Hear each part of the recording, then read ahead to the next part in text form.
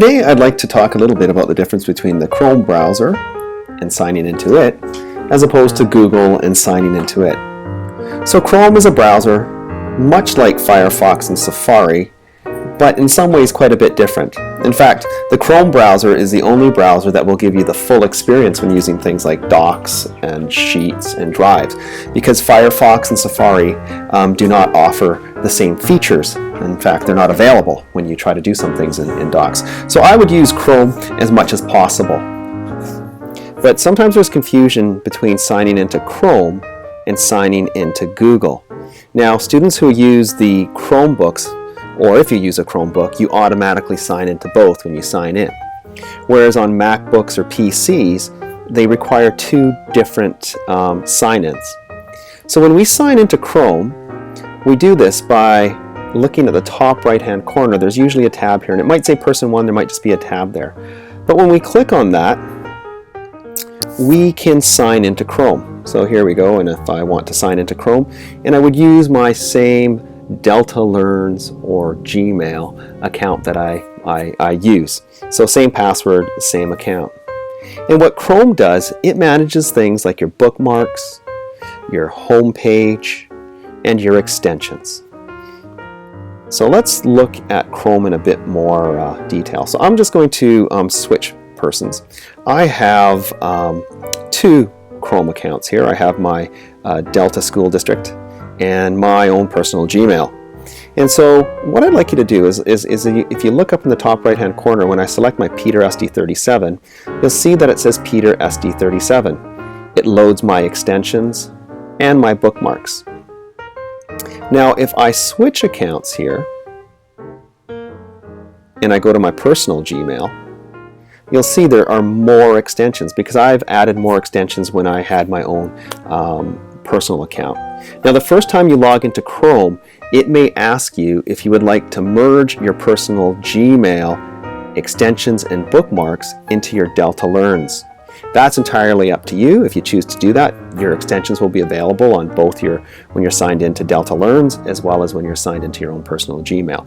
That's entirely up to you. If you share many of the same bookmarks, you may want to do that. If they're very different for your personal browsing as opposed to your professional browsing, then you'll probably want to set up two separate ones and not link them. So when we sign in, here we go. Here's my bookmarks. Here are all my extensions. Now, sometimes you might have students who accidentally sign into Chrome. Now, if they do this, it's important that we teach them that they don't need to, but should they do so, you're also going to want to show them how to log out. And to log out, they click on the tab. I'll just click on my my avatar, cancel that, and up here it says disconnect your Google account. And basically what that will do is disconnect any information, extensions and bookmarks that would otherwise be available if anyone else launched this browser from this particular device. And so that would disconnect them. And here you can also see some of the things that you can set up within settings for your Chrome browser. So things like on startup, what page you want it to be on, any appearances, removing users. So I'm going to remove this one because it's of no use to me. And then on the side here you can also see what extensions you have, as well as your history, your browsing history. So this just allows us to manage bookmarks, extensions, those sort of things. Now, when we're signing into Google, so I'll sign into Google now.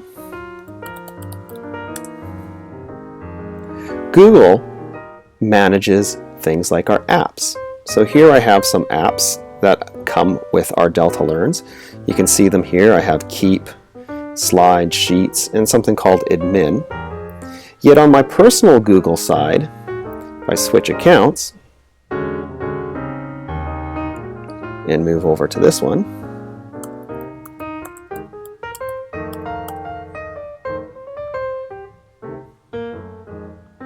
you can see that the apps change. All right, so that admin one that I had before is no longer here.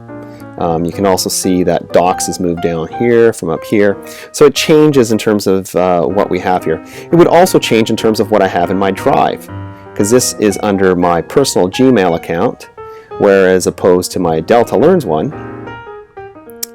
here's my here's my drive, it will have more of my professional files and things that I use for teaching and materials like that. So it manages, again, the apps and the documents, folders, and files that I store in Drive. So there's the difference. So in most cases, we're mostly concerned with signing into Google, but signing into Chrome is important as well, because if we want the same extensions and the same experience from one computer to the next, we need to sign in to Chrome so that we have these extensions available. And as a Delta Learns user, some of these extensions are pushed out directly to you, and you won't have them unless you're signed into your Chrome. And so I've had teachers ask, where are these extensions? I don't have them. And it's because they're not signed into Chrome. So you'll want to do that.